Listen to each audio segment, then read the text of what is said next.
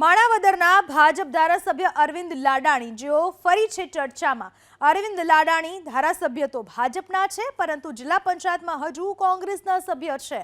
અરવિંદ લાડાણી જૂનાગઢ જિલ્લા પંચાયતની મટિયાણા બેઠક ઉપરથી કોંગ્રેસમાંથી ચૂંટાયા છે અને હજુ તેઓ કોંગ્રેસના સભ્ય છે।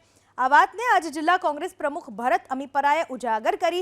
આ તરફ જિલ્લા પંચાયતના પ્રમુખ હરેશ ઠુમ્મરનું કહેવું છે કે આ પ્રકારના બનાવ ભૂતકાળમાં પણ બનેલા છે। જૂનાગઢ જિલ્લા પંચાયતમાં ભાજપનું શાસન છે। કુલ 30 બેઠકો પૈકી 25 બેઠકો ઉપર ભાજપનો કબજો છે, તો કોંગ્રેસ પાસે 5 બેઠક છે, જેમાં અરવિંદ લાડાણીની પણ બેઠક સામેલ છે।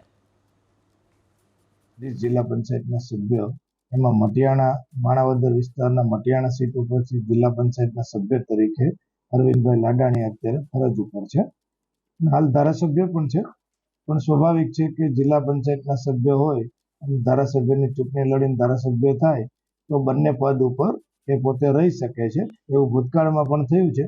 2007માં જિલ્લા પંચાયતના સભ્ય તરીકે એલટી રાજાણી સાહેબ હતા અને ધારાસભ્ય થયા હતા। જિલ્લા પંચાયતના અત્યારે ચાલુ સભ્ય છે। અમે અવારનવાર પણ રજૂઆત કરેલી છે, પ્રદેશ લેવલે પણ છે, પણ મને ખ્યાલ છે, મને અનુભવ છે ત્યાં સુધી એનો નિર્ણય એની ટર્મ પૂરી થાય તે પછી જ આવે છે।